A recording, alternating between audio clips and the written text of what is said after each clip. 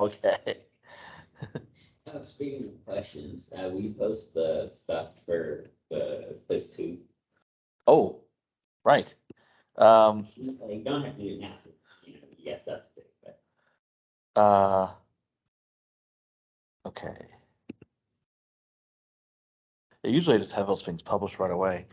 What the hell, I'm supposed to put it out there? Oh. Well, I changed it in the makeup of chapter 4 because I covered rectification stuff and a little bit more 4.5. So those questions are not included, but I don't really care. There's still a good supply of questions. All right. So today about singular value decomposition.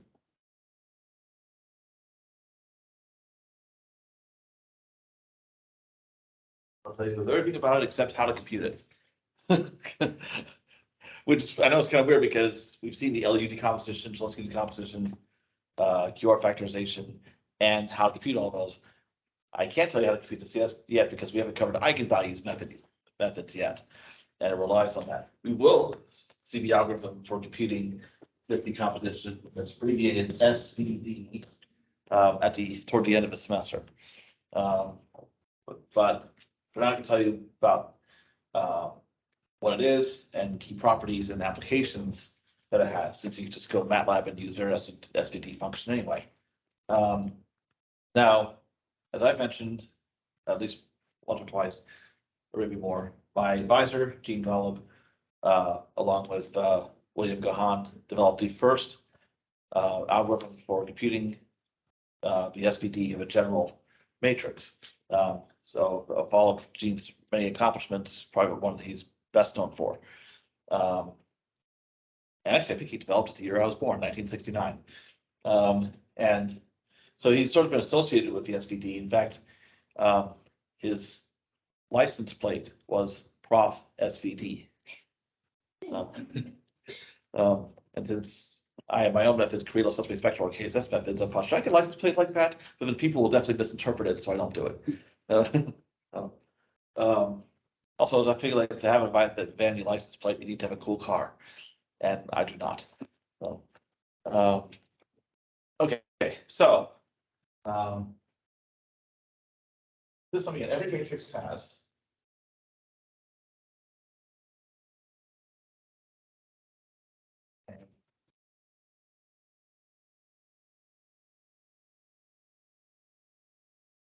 SVD, which is this form, so A is n by n.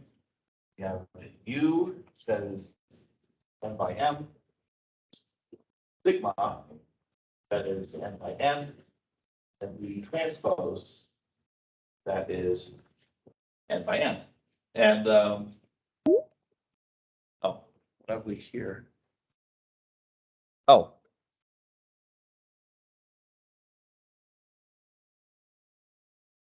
Oh, all right. I've only done a little bit so far.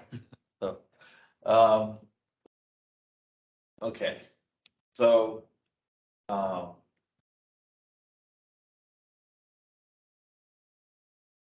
so we have these three matrices have these properties. U, I'll write as a column partition.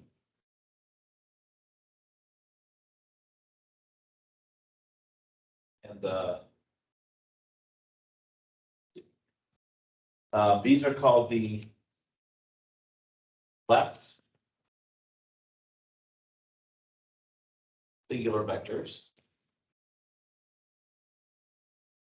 Okay. Sigma is a diagonal matrix.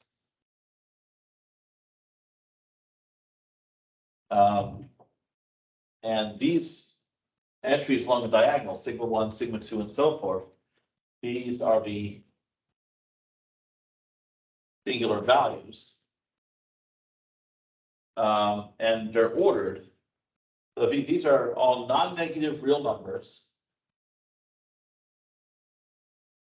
Okay.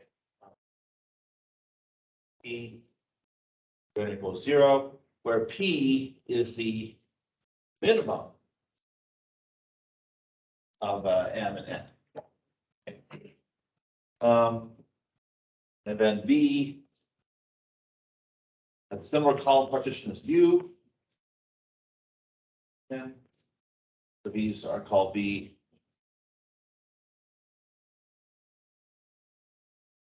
right singular vectors. And the matrices U and V are both orthogonal matrices.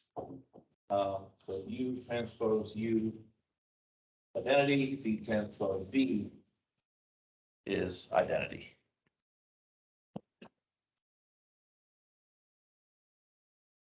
Okay.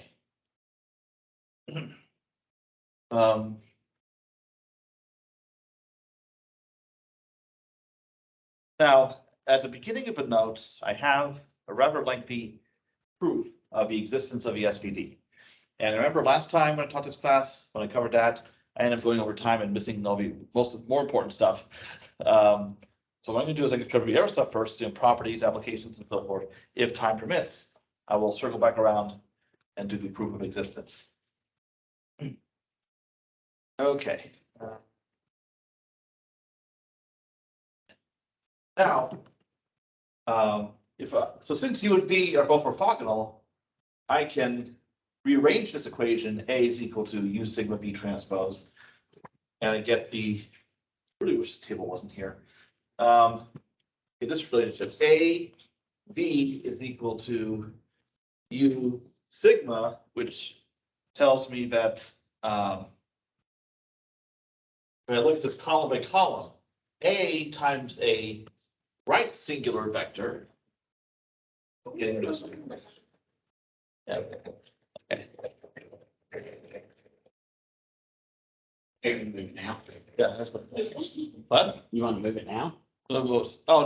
No, we don't move it yet. You can move it. Trying to get through class. It's over time. But I don't have to cover a lot.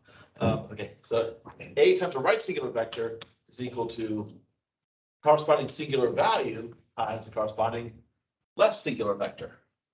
I equals 1 to up to the minimum of M and N.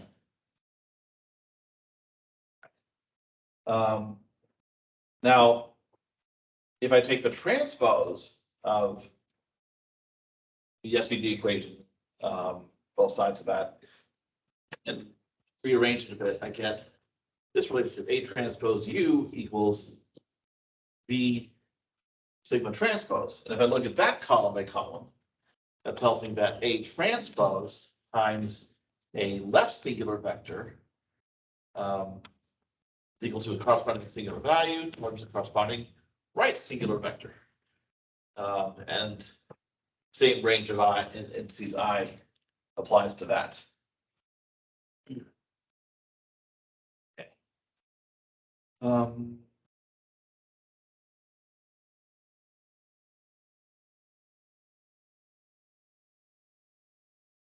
Oh, so I meant to do the spotlight thing here.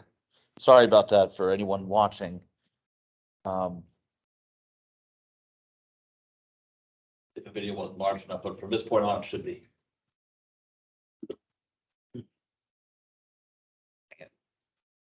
Okay.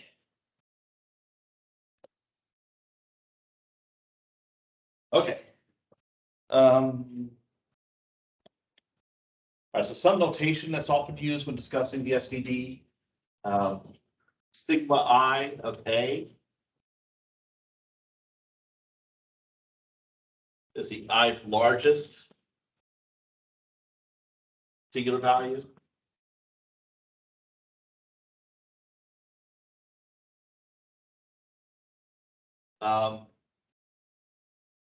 Now, or if it's clear from context which matrix I'm talking about, I'll just write sigma I.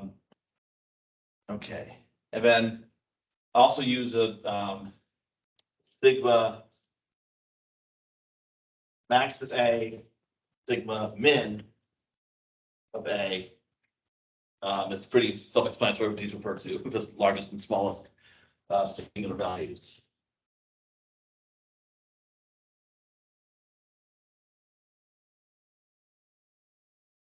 Okay. Alrighty. All right. Now,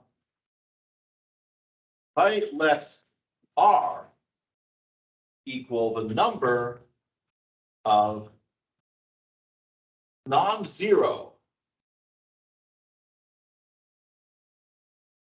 singular values.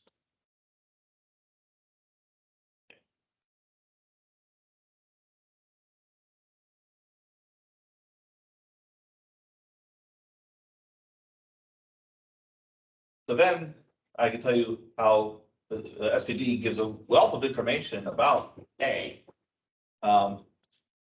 So R is a rank of A. So that's not, so how many non-zero singular values there are, that's a rank. Also, the range of A is described by the first R left singular vectors.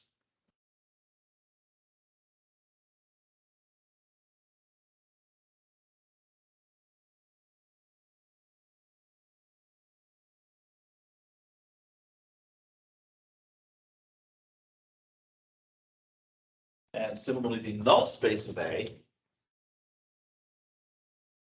is the span of right singular vectors excluding the first R1. So V R plus 1, V R plus 2, up to V N. Right, so those are corresponding to singular values that are 0, or maybe just not even there.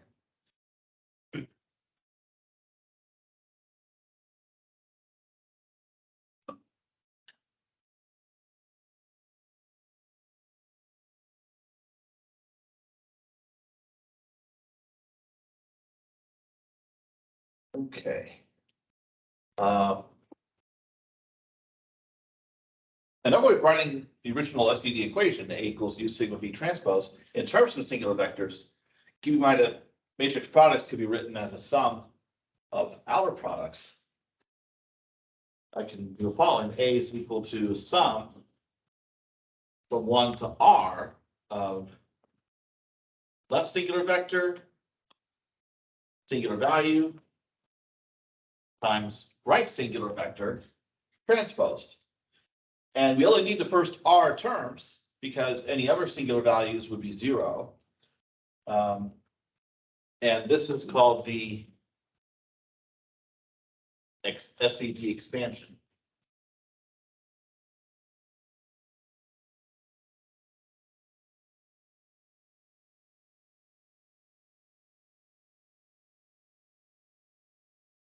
And this actually leads to what you can think of as an economy size SVD, because here we have a full SVD where U and V are both square matrices, but really, if all I care about is just being able to describe A in terms of its singular values and singular vectors, I would only need the first R columns of U and the first R columns of V, and then the upper left R by R block of sigma. So sigma would now be a square matrix, R by R. So I can describe it that way, just as we have the economy size QR factorization. Same idea. Any questions so far about the SVD basics? All right. So as a small example,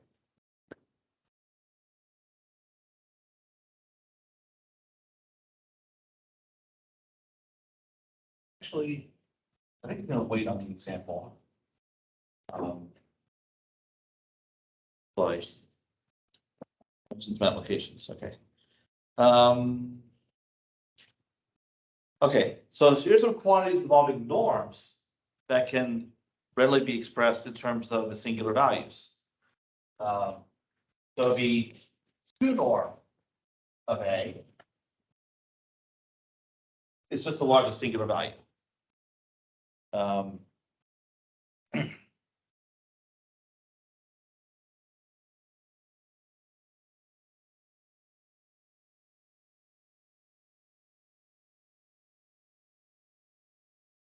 previously given a formula for two norm, matrix two norm that square root of the largest eigenvalue of A transpose A, but that's equivalent to this.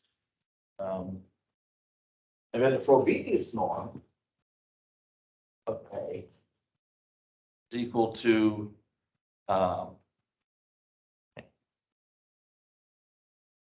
square roots of some squares of all the singular values. I'm just going to include the first R because those are the only ones that are non-zero anyway.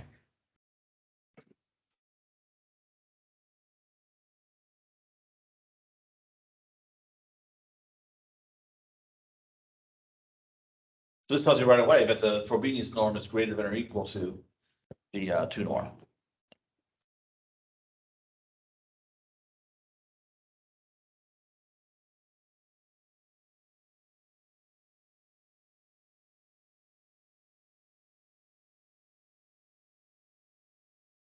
All right. Also, the I let P equal to the minimum of M and N, then the smallest singular value of A, which could be zero, that is the minimum over all unit vectors X of A times X.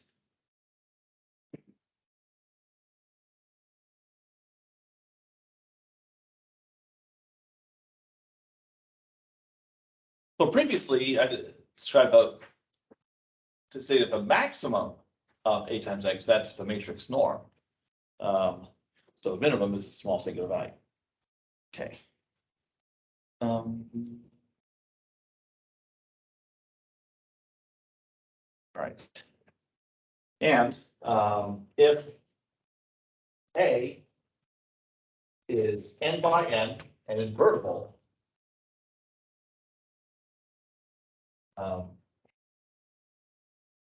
then I have a simple formula for the condition number of A, and that would be sigma max divided by sigma min. So it's only for a two norm condition number.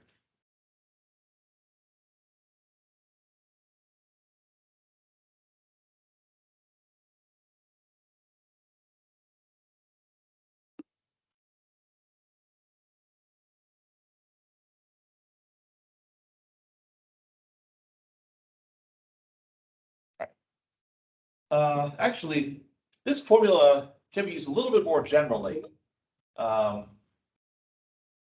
Because this right here, of course, as I just mentioned, is the two norm of A. Whereas the two norm of A inverse is 1 over the small singular value. So you can see how we get this formula for a condition number, but because we're just multiplying the two. Now, suppose A is not a square matrix, but it has a full column rank. So,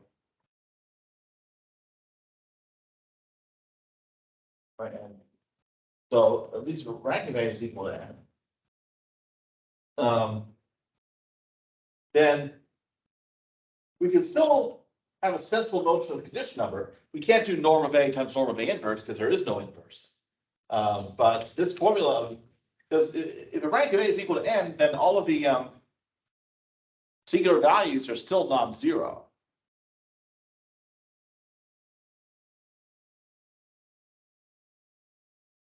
So this is still a good measure of the sensitivity of the least squares problem of a full rank version of it.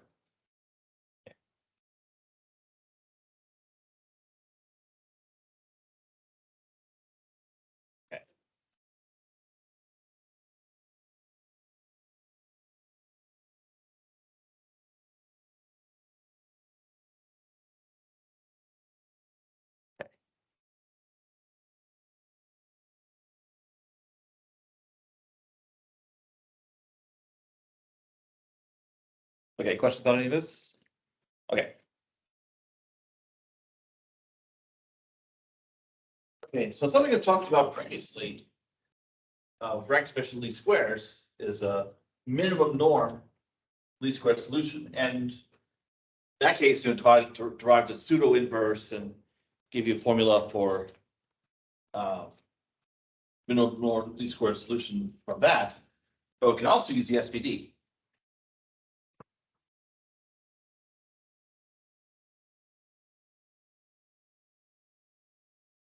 Sure don't want to move this because what if other instructors use it, I don't know. But we'll see. All right.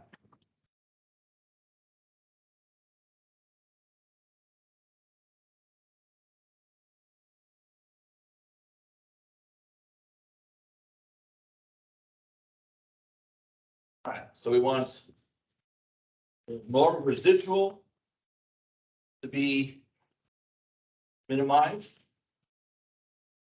And the two norm of X also minimized. Okay.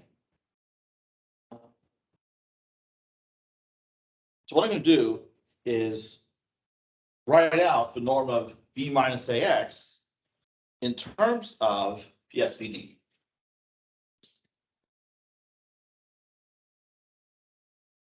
And for convenience, I'll work with the two norms squared. All right, so go ahead and fill in the SVD.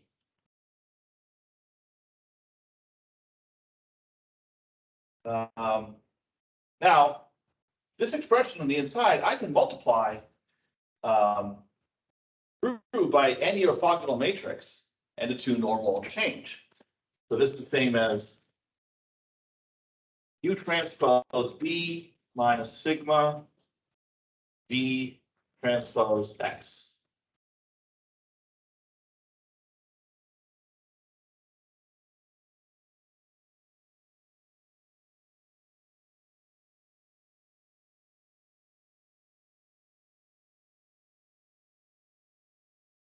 Now, I'm going to find some notation here. I'll let C be equal to U transpose B and Y equal to B transpose X. So now I have two norm squared of C minus sigma Y.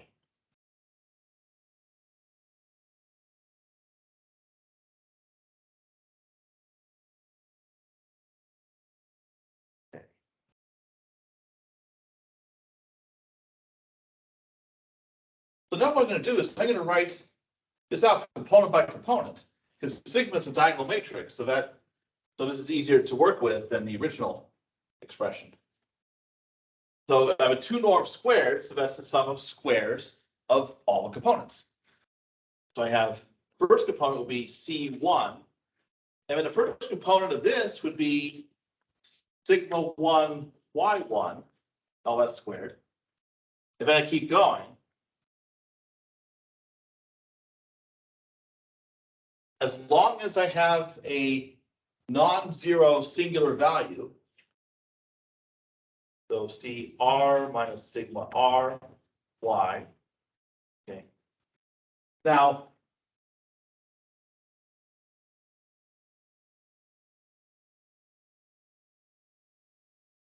C and B are M vectors. X and Y are N vectors. It's just that sigma is a M by N matrix, so sigma times Y is also an M vector. But once we get past the first R singular values, any other components of this vector will be zero. So after this point, I'm just going to have the remaining components of C. So CR plus 1 squared, so on up to CM squared.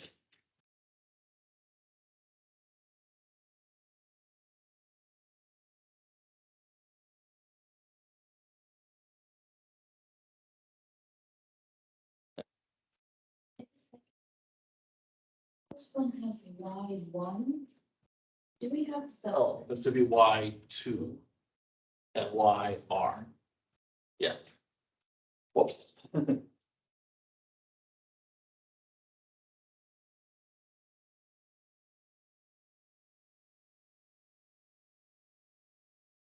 Okay, so Y is related to my solution. So X is my unknown, so Y is also my unknown.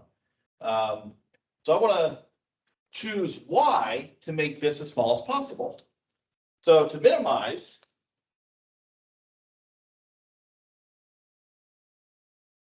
I have yi is equal to ci divided by sigma I, y going from 1 to r.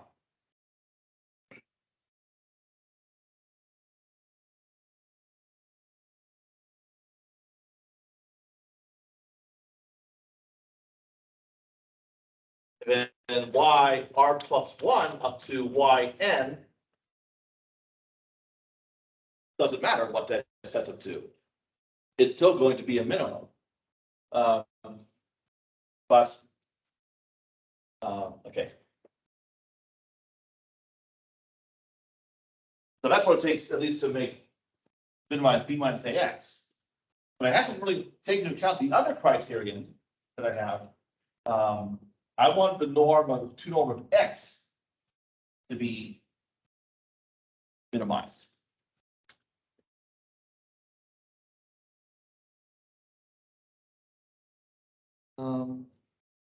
Now, so I want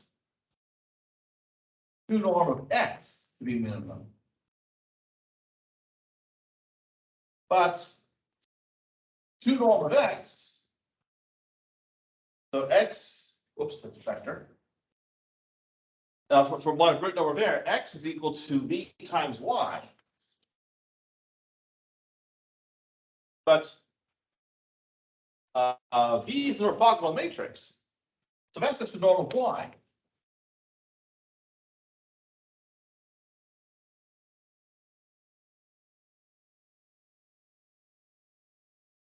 So what I really want to do is minimize the norm of y, and then I'll also minimize the norm of x. So the first r components of y are set in stone by this to make this as small as possible. I have my flexibility here to set the remaining components, but if I want to minimize norm, I need to set them to 0. So the individual Gordon square solution is that y r plus 1 up to yn 0.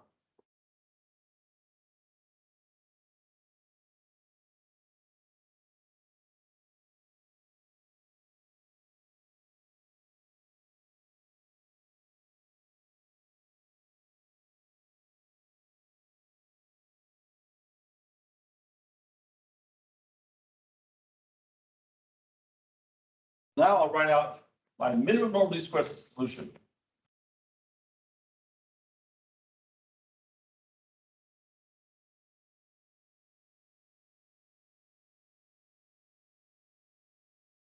So x is equal to v times y.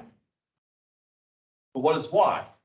Y I'm going to write as a matrix, I'll call it sigma plus, or sigma dagger if you like, times c. But c is equal to u transpose v.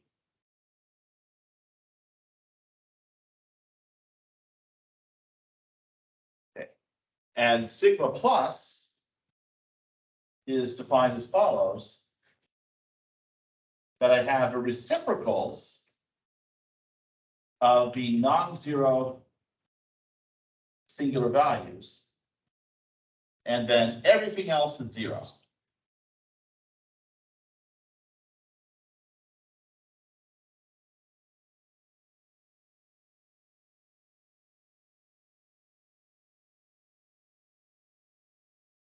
And this matrix that's multiplying b, I'm going to call a plus, so I have a plus b.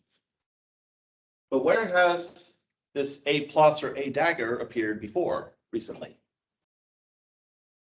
The Pseudo inverse. Well, this is also the pseudo inverse. They are equivalent. So it's just another way of expressing the exact same matrix. That I define using the complete orthogonal decomposition.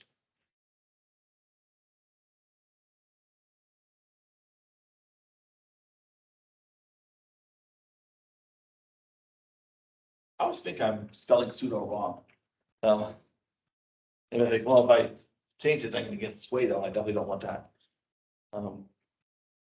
Okay.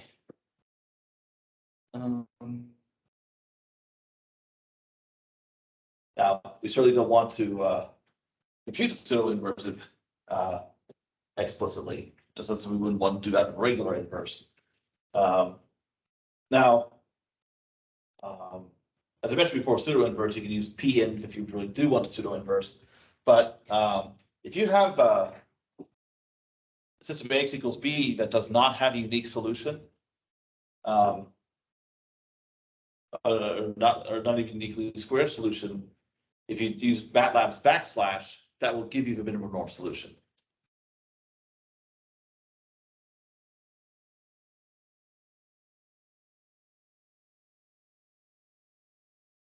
Any questions about minimum norm solution?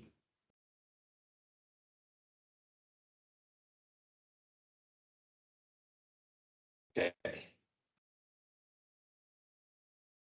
Now, a very important application of the SVD, notion of a low rank approximation.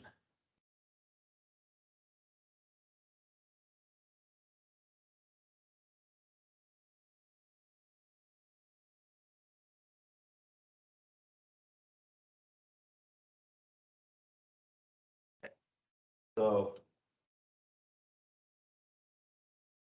I let K be less than or equal to R, where R is still being a rank. And I'll define AK to be the first K terms of the SVD expansion.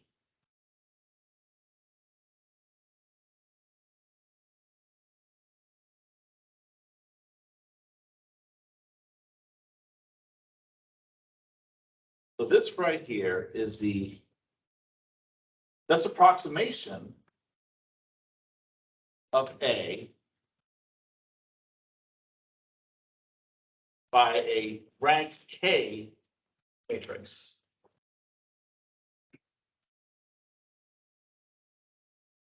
And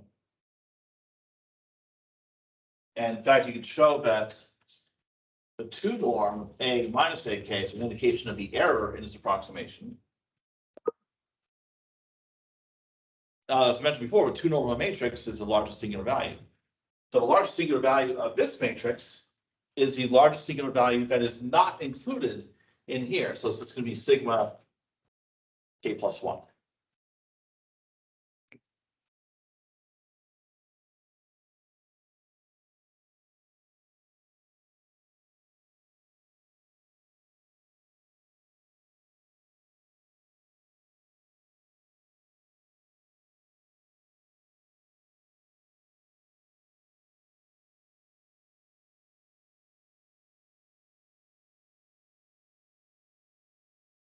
So what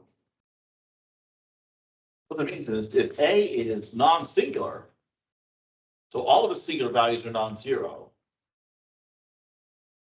sigma P, where P is once again the minimum of M and N.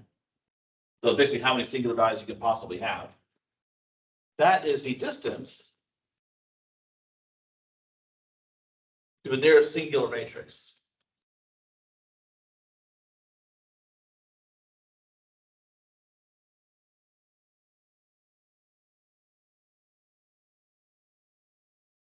And this is actually a more reliable indicator of near singularity than the determinant, because if a determinant is 0, if and only if a square matrix is singular. Although sigma P is useful whether A is a square matrix or not. But you can have a matrix that has a large determinant, but if its smallest singular value is small, then it's close to a singular matrix. You could also have a matrix of a very small determinant, and this is large, so it's nowhere near being singular. Keep in mind that this small singular value, that's the denominator in the condition number. So when a matrix is ill conditioned, that's an indication that it's close to a singular matrix.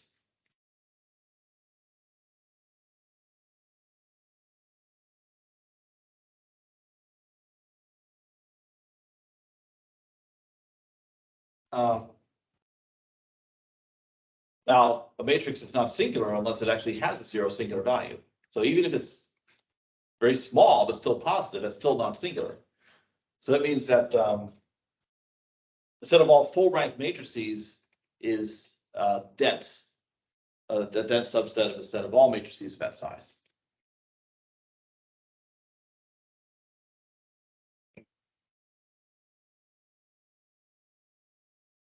Oh, actually doing pretty well at times.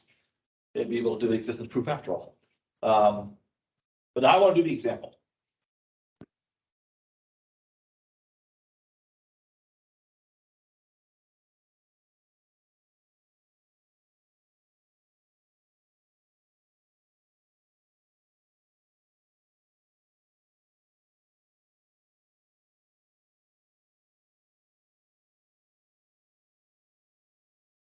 So if you write a three-phase, A is 11, 9, 10,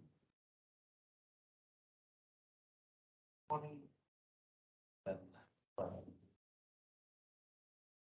10 again. But first and last columns are identical. That tells you right there that the matrix is singular. So this has a singular value decomposition where U is equal to 1, 1, 1, all over square root of 3. Next singular vector is -1, 1. Let's normalize these. Square root of 2. And the last singular vector is 1 over square root of 6. Over square root of 6. Minus square root of 2/3.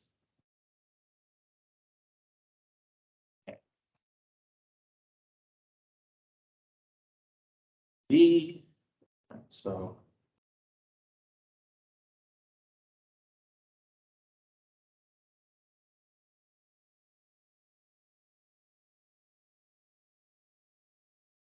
-1. Then I have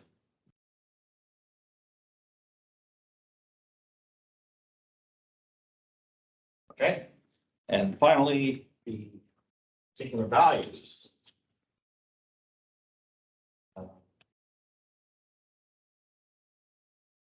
That's just sigma 1.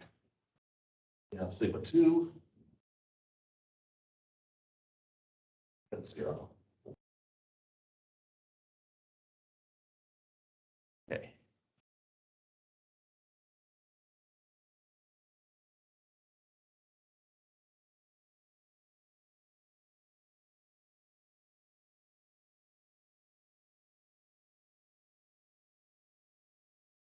Okay, so here this is sigma 3.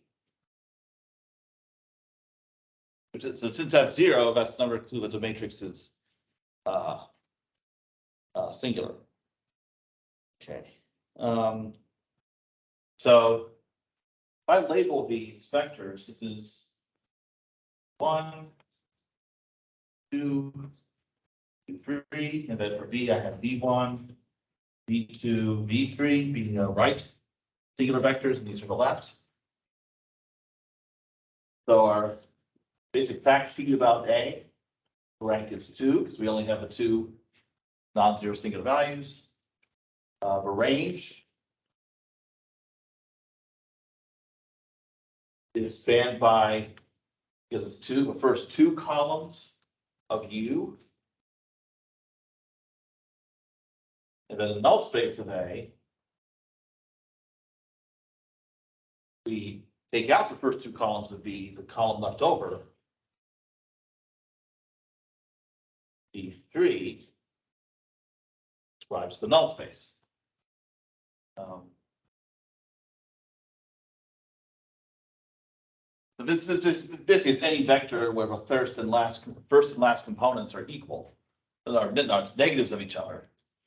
Sure enough, if I multiply this matrix by a vector 1, 0, -1, because the first and third columns are equal, I would get the 0 vector. So any multiple of 1, 0, -1 is in the null space.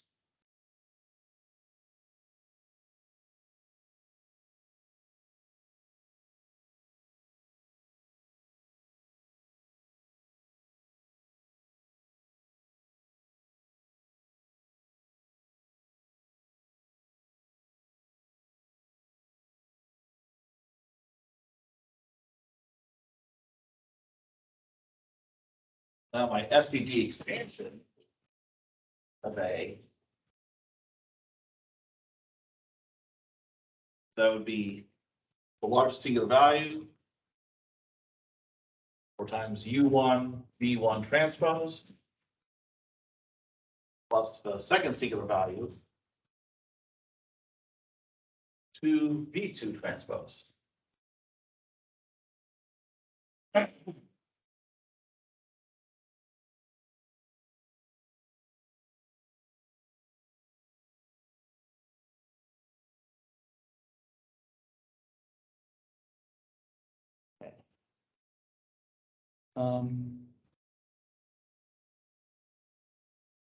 Now,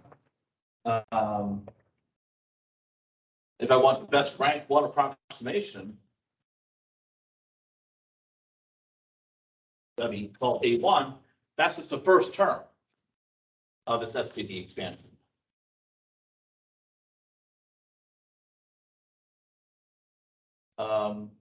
And if I worked out what that actually is, so since it's rank 1, all the rows or columns will be multiples of each other.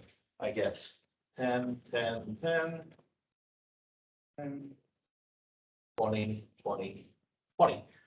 And if you compare this matrix to the original, notice it's within 1.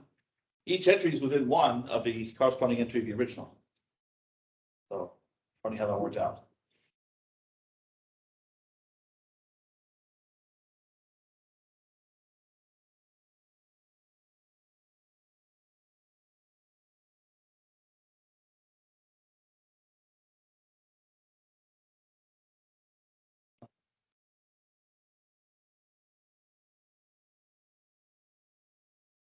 So the error in this approximation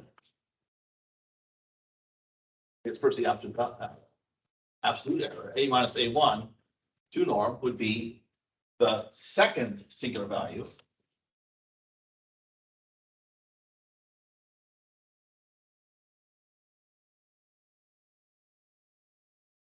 And then if I want the relative error,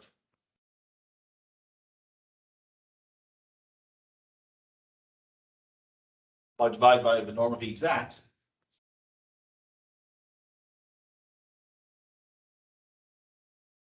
That's going to be the second singular value divided by the first. So this is roughly 0.06. So yes. So the error is about 6%, which is not too bad.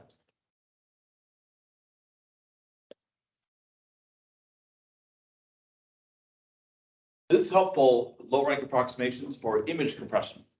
If you think your image is a matrix, well, like if it's a color image, it's 3 matrices. The pixel values are the RGB, red, green, blue channels. Each entry of a matrix is a value from 0 to 55. So 0 is black to 55 is white.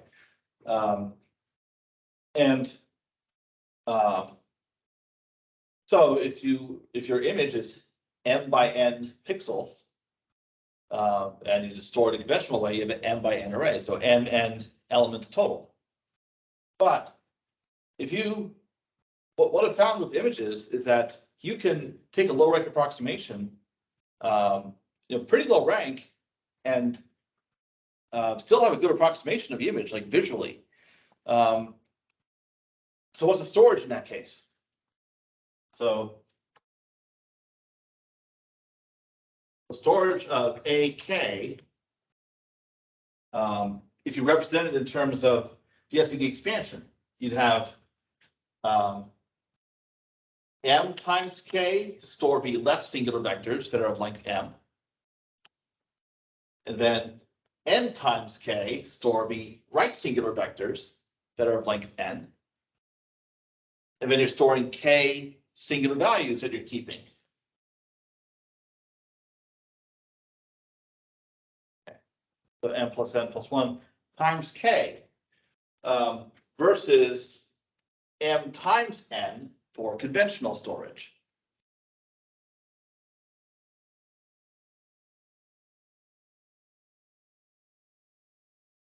So if you find that you can get away with K being pretty small compared to M and N, like if it's a really high resolution image, perhaps your storage could be a lot less. So it's worth the time to compute the SVD and get that low rank approximation. So data compression is what's going on here.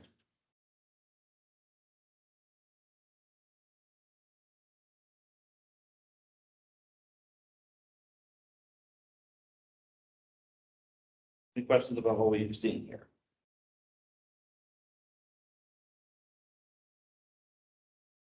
All right. We have time to do the existence proof.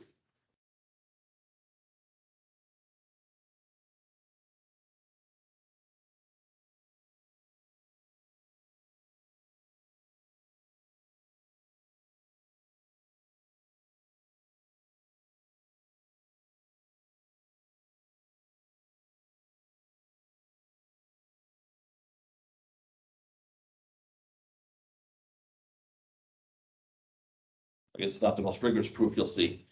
I don't think Dr. Ting would like it, but it gets the idea across. Okay.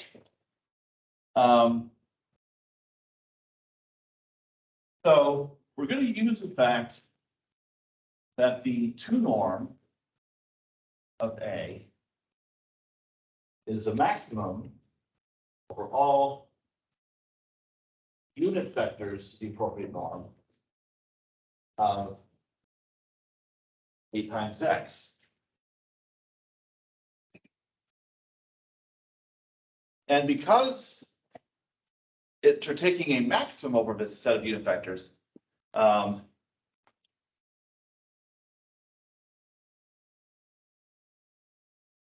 there has to exist a unit vector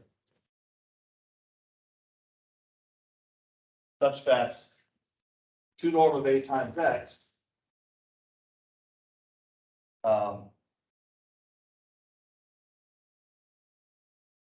is equal to the 2 norm of A.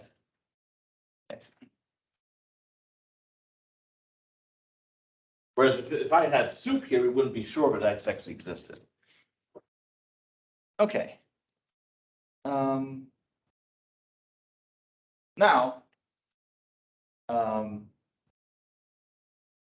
I'm going to call this 2 norm sigma.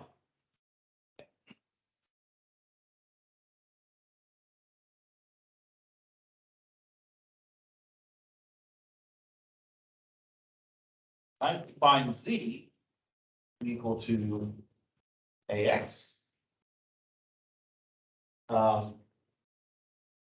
Okay. And then find Y equals Z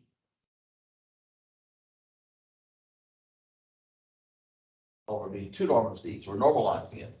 Now, Z should be non-zero. But since the magnitude of Z is sigma, if this is 0, the whole matrix is 0, and that's not a very interesting case. So it's not going to go there. Okay. So that would mean that A times X is equal to all right. Keep in mind, if I take the two norm of both sides of this, it tells me that the two norm of z is equal to sigma. So that means that AX is equal to sigma Y.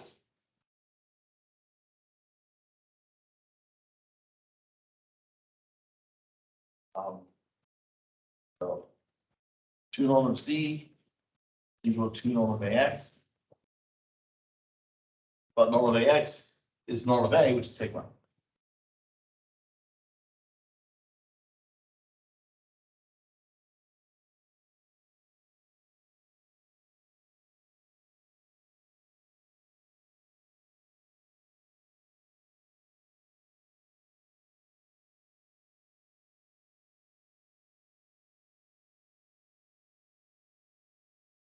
So this vector, we're separating Z into its magnitude and its direction. Well, that makes me think of a villain vector from a First Despicable Me. Okay.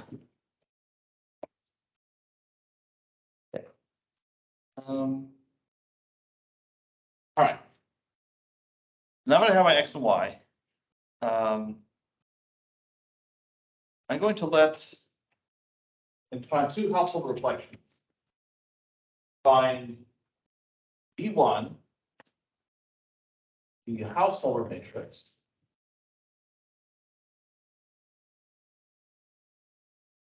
Such that B1 applied to X is equal to E1.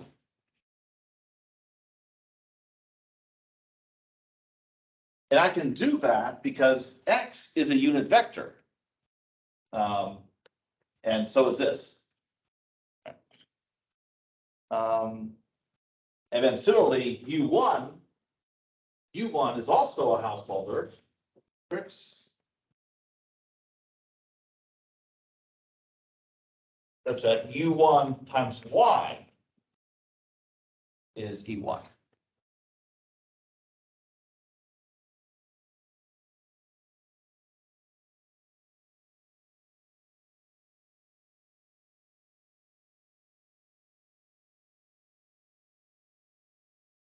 Okay.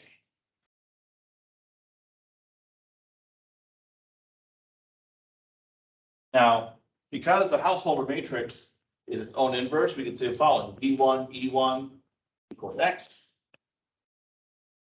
U1 E1 is equal to Y.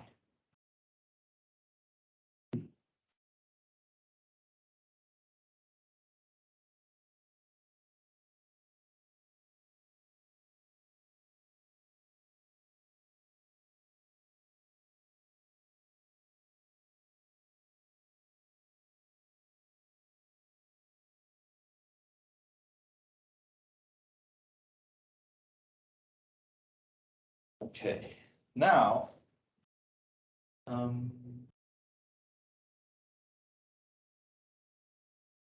I need to find A1 equal to U1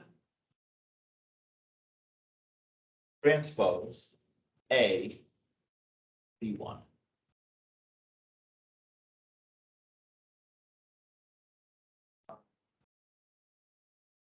And what I want to check out is what are the first row and column of this matrix.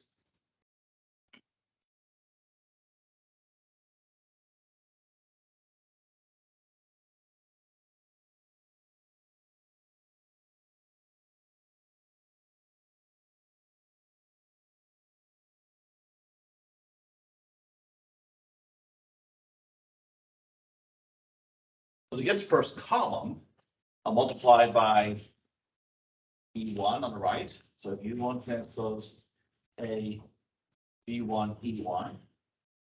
But B1 E1 is X.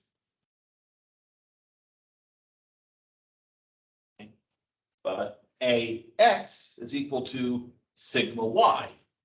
The sigma is a scalar, so I can just move it out to the front.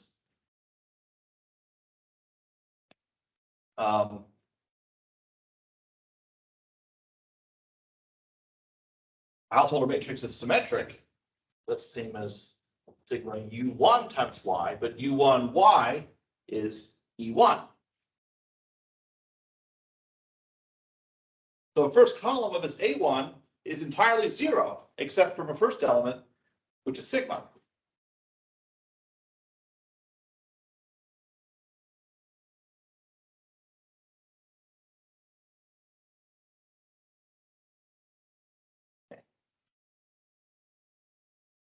Now what about the first row? 1 transpose A1. Okay.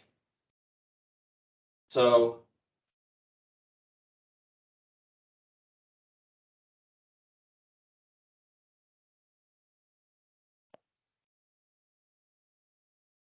that's U1, E1, whole thing transpose AB1, but U1, E1 is Y.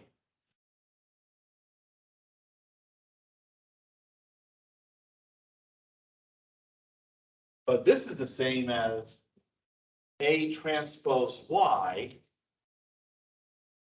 whole thing transpose times V1. And at the moment, that's as far as I can go because I may know what AX is, but I don't really know anything about A transpose Y. So I'm going to let Z be equal to A transpose Y. This is not to be confused with the Z from before. And if I was writing this in the book over again, I'd probably use a different letter. So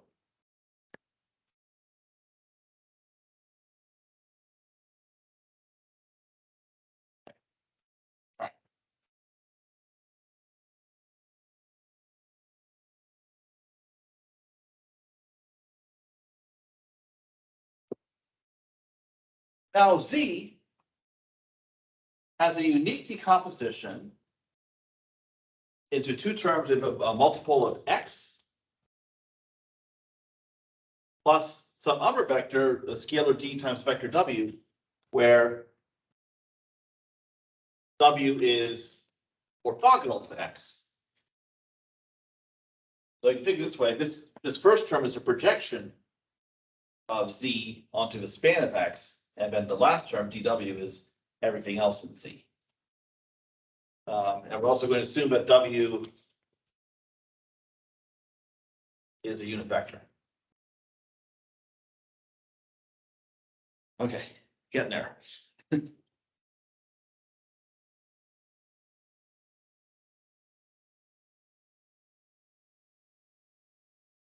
But now take the inner product of both sides of this equation with X. So X transpose Z is C X transpose X plus D X transpose W. But X transpose X is 1, because X is a unit vector, and X and W are orthogonal, so that's 0, so we just get C.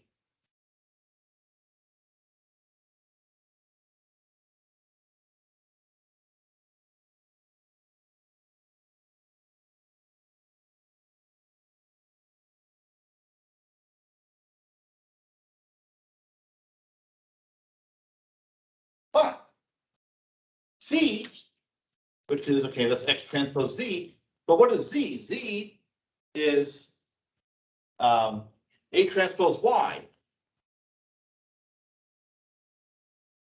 But that's the same as AX, the whole thing transpose times Y, but A times X is sigma times Y.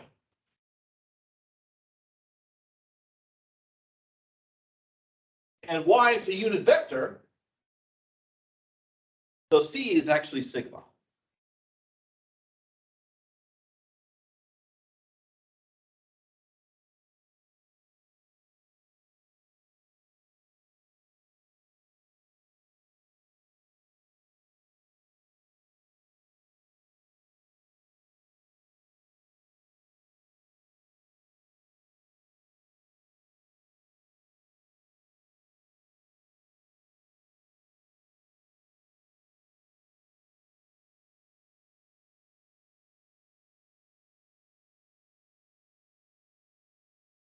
Now, if I look at the 2 norm of Z, squared, so I'll replace Z with its expression. Now I know it's equal to sigma x plus dw. So 2 norms squared is the transpose of a vector times itself. Now I have sigma squared transpose x plus 2 sigma b w transpose x plus b squared w transpose w. But x and w are both unit vectors. That's one, and that's one. And they're orthogonal to each other. So that is 0. So all that's left is sigma squared plus b squared.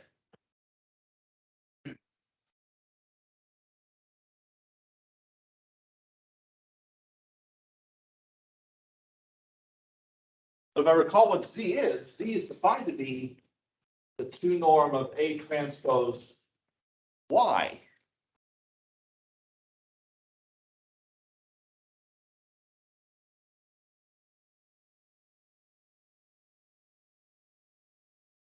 But the norm of A transpose, which is defined to be the maximum over all unit vectors Y of 2 norm of A transpose Y,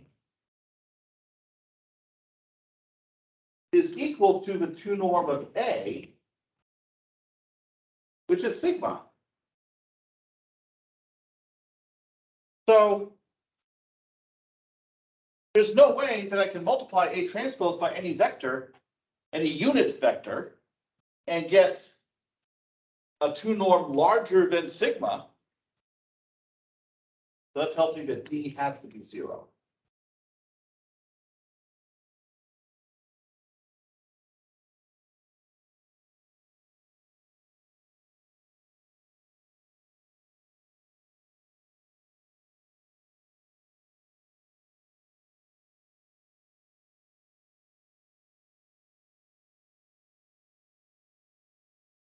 So that tells me that A transpose Y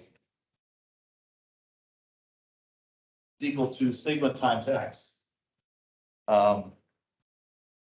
So okay.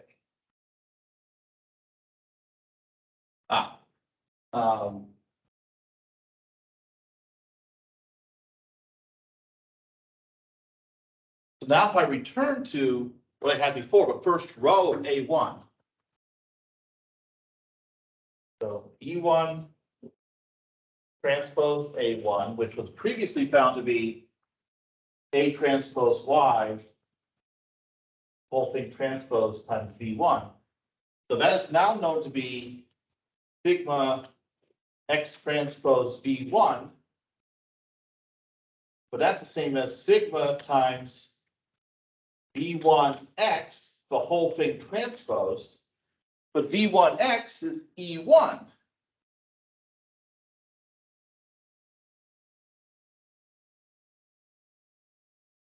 A lot just happened there.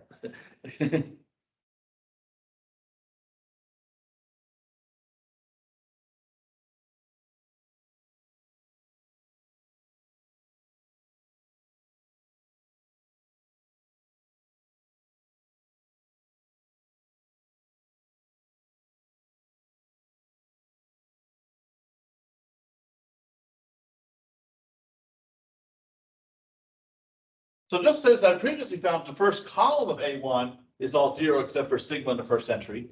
First row of A1 is all 0 except for a first entry that's sigma. So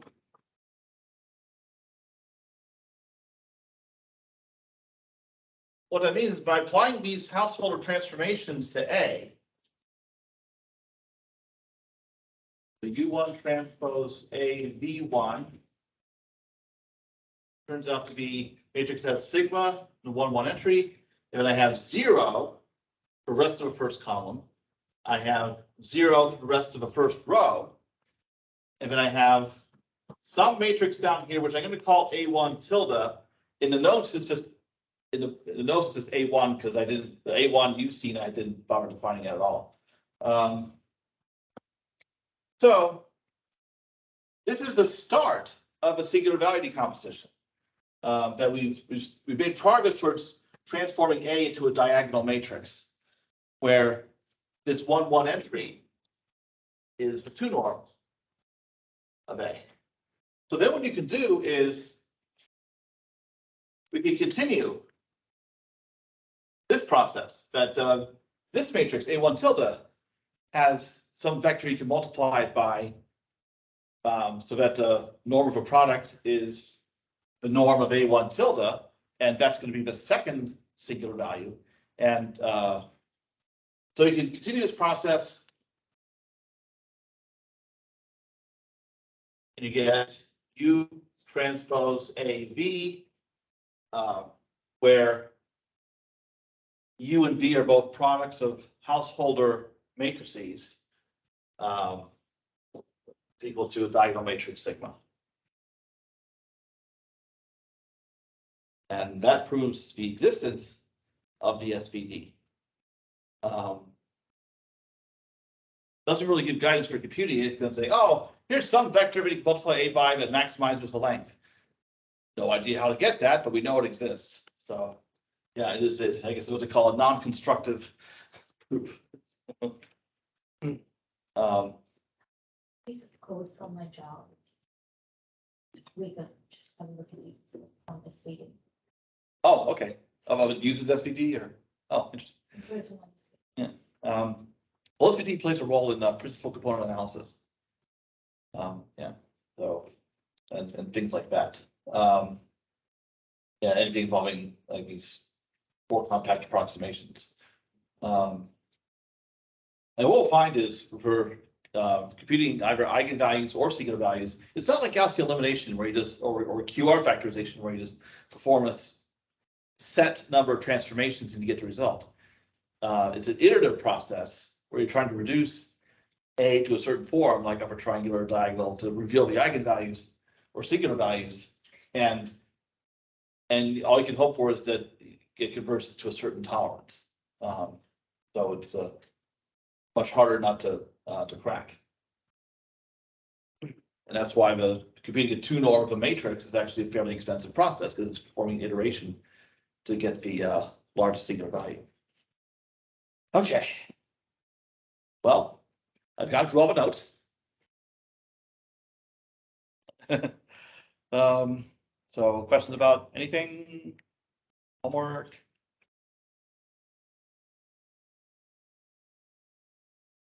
Okay.